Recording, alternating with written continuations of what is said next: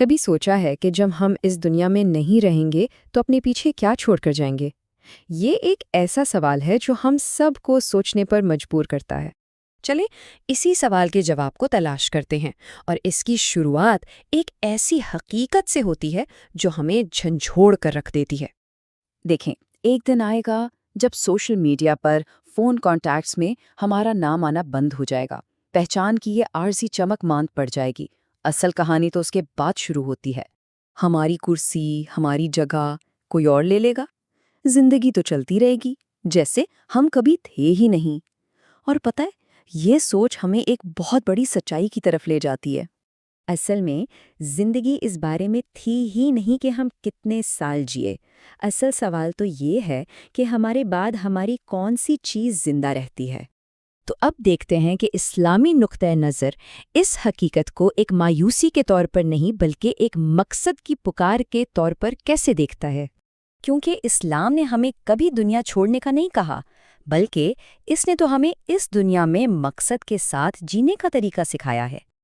اور اس مقصد کے لیے 4 بنیادی چیزیں ہیں: کمانا تاکہ ہم اپنے پاؤں پر کھڑے ہوں، کچھ تعمیر کرنا جو معاشرے کے کام آئے، خود کو بہتر بنانا یعنی گرو کرنا، اور پھر دوسروں کی رہنمائی کرنا۔ اور یہاں ایک بہت دلچسپ بات ہے، ہمارا ہر کام، ہر عمل 2 جگہ ریکارڈ ہو رہا ہے، ایک تو اس دنیا میں اور دوسرا آخرت کے لیے۔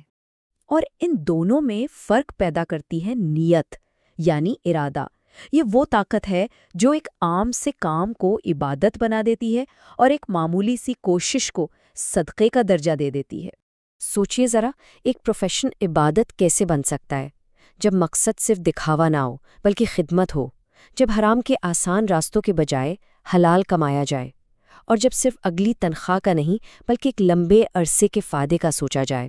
چلیں اب اس فرق کو اور گہرائی سے سمجھتے ہیں۔ دنیا کی کامیابی اور آخرت کی کامیابی میں اصل فرق کیا ہے؟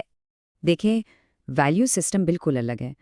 دنیا پوچھتی ہے آپ نے کتنا کچھ حاصل کیا، آپ کے پاس کیا ہے، جبکہ آخرت کا سوال بالکل مختلف ہے۔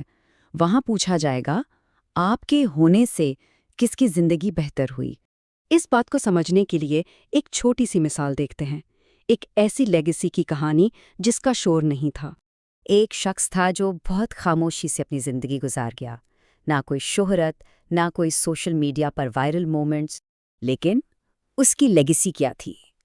اس نے اپنے بچوں کو ایمانداری سکھائی، اپنے کسٹمرز کے ساتھ ہمیشہ انصاف کیا، اور لوگوں کی مدد کی بغیر کسی کو بتائے۔ تو جب وہ گیا، لوگ اس کے پیسوں کے لیے نہیں روئے، لوگ اس کے نہ ہونے پر روئے۔ اور اصل لیگیسی یہی ہے۔